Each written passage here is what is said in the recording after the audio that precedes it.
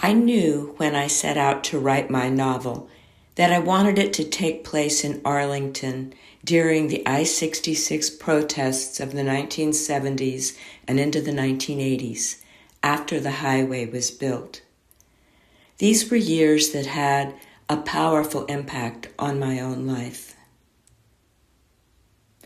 I grew up in a small community in Arlington called Clarenford, which was built in the mid-1930s. Just look at those prices. My old home is now way out of my price range, well over $1 million. This is the intersection of Glebe Road and Washington Boulevard in the late 1940s. Just beyond that shopping center was the Washington and Old Dominion Railroad tracks, and beyond them, my house. Here's what that same intersection looked like just 10 years ago. After my parents moved into our home, Mom was expecting me a year later. They were happy to have such a nice neighborhood to raise children in. My sister came along in 1961 and all appeared idyllic, but things were about to change in Arlington. At the bottom of my street, the Washington and Old Dominion trains still rumbled through daily while I was very young. It was a thrill to run down to the tracks and wave at the engineer. But plans were set in motion by 1960 to shut down the railroad to create a route for the planned highway. I noticed when the train stopped, but I didn't understand until I was older how much controversy the highway would cause. I also noticed when families at the bottom of my street were forced to move around 1964. Friends disappeared, and their houses were torn down, leaving a wide swath of vacant lots through our community, weedy wildernesses that we kids played in. Here's one side of my street. And here's the other side. Ultimately, 499 families and 86 businesses were evicted in the early 1960s. And these lots would remain untouched for almost 2 decades. Although ousted homeowners were financially compensated, the state couldn't compensate them for emotional losses. One old couple who had lived on my street died shortly after being forced from their home.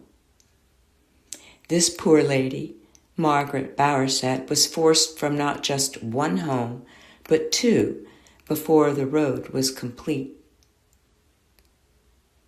And she wasn't the only one to lose out more than once. Some folks got creative. The owners of this house on Glebe Road were able to hire someone to come and turn their house sideways, just enough to avoid having the state claim their property. By the time I got to junior high, the protests were in full swing. James and Amelia Govan launched ACT, the Arlington Coalition on Transportation, and my father was an active participant and recruited my sister and me to protest with him. There was a crowd of more than 600 at this hearing held at W&L High School, most there to argue against the road. These bumper stickers were everywhere. Many citizens were actively involved in the fight. Protesters even picketed in front of the White House. Ultimately, the fight was lost. Efforts were made to mitigate the damage. These efforts resulted in landscaping, noise barriers, and a highway built below the neighborhood instead of above it. but my little world was changed forever.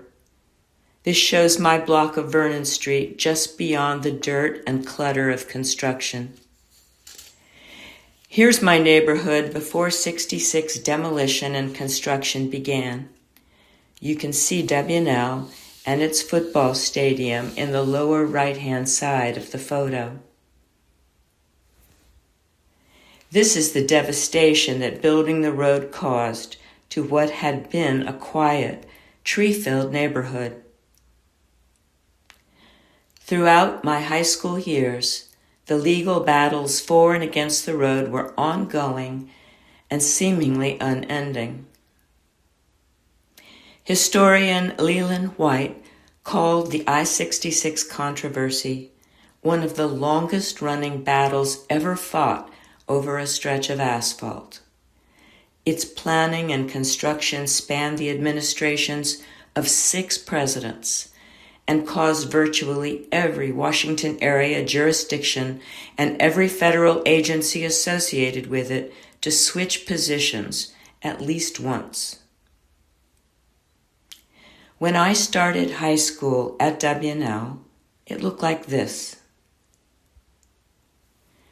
Just beyond those trees on the other side of the parking lot, there was a steep hill down to a stream, a secluded, scary place that figures prominently in my novel.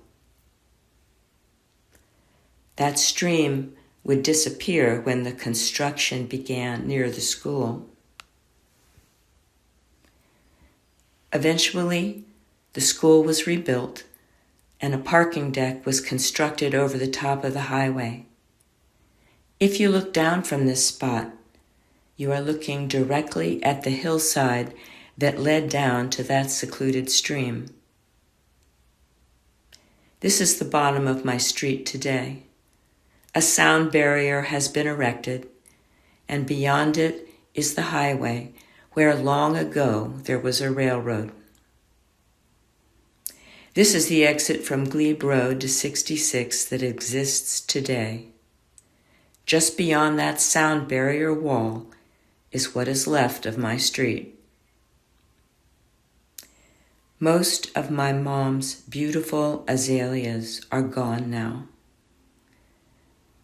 But my house still remains, and I've been lucky enough to become friends with the current owner who has let me tour it. It will always be home to me. And so this is the house I pictured for my main character, Sarah,